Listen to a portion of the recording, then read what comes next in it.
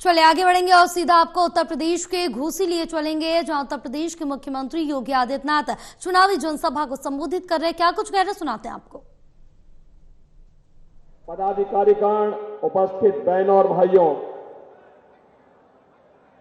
लोकसभा चुनाव के 6 चरण पूरे हो चुके हैं। अंतिम और 7वें चरण में आज घोसी संसदीय सीट पर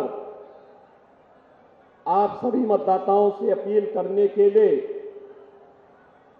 मुझे भी आना पड़ा है। बहनों और भाइयों, पूरे देश के अंदर प्रधानमंत्री मोदी जी के समर्थन में जनता जनार्दन का जो आशीर्वाद प्राप्त हो रहा है,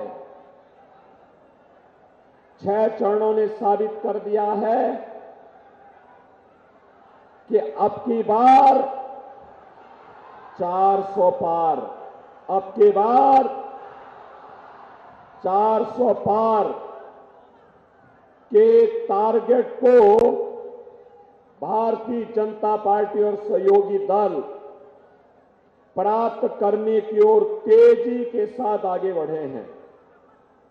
और उसी में घोसी संसदीय क्षेत्र के मतदाताओं का आशीर्वाद लेने के लिए आज ये मंच यहां पर आपके बीच उपस्थित है।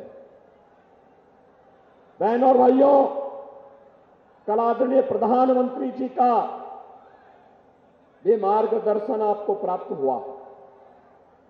हम सब जानते हैं, पिछले 10 वर्ष में देश की तकदीर को बदलने का काम मोदी जी ने किया है। आज देश के अंदर सुरक्षा का जो बेहतर वातावरण है, मोदी जी के कारण। देश का सम्मान बढ़ा है, मोदी जी के कारण।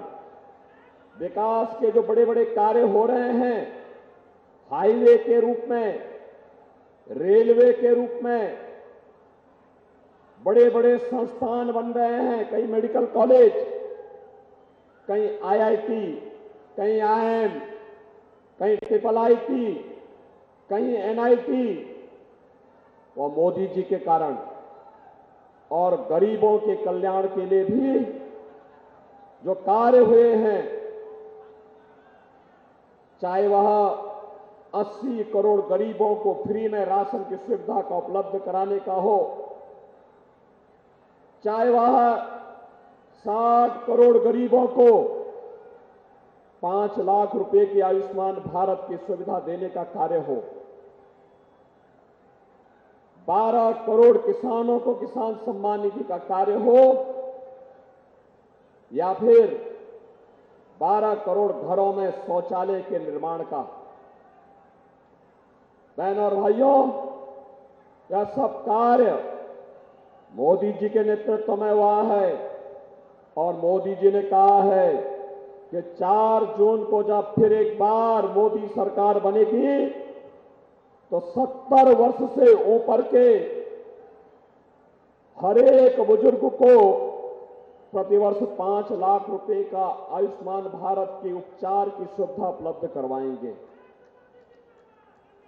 4 करोड़ लोगों को मकान मिल गए हैं, बचे हुए गरीबों को भी मकान देने का काम करेंगे।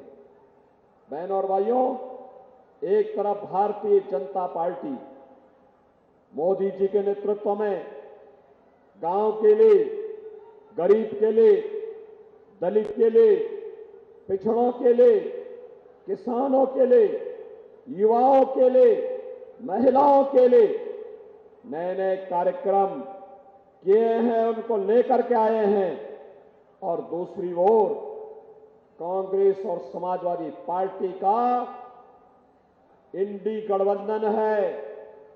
बहनों और भाइयों, जिसकी सोच ही नकारात्मक है, जो भगवान राम का भी विरोध करते हैं और भारत का भी विरोध करते हैं,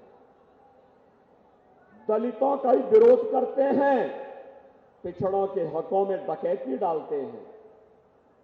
बहनों और भाइयों, इनकी घोषणा पत्र को अगर आप देखेंगे तो इनका घोषणा पत्र लगता है जैसे कोई मुस्लिम लीग का घोषणा पत्र हो।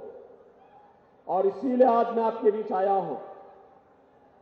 समाजवादी पार्टी और कांग्रेस का घोषणा पत्र कहता है, बहनों और भाइयों,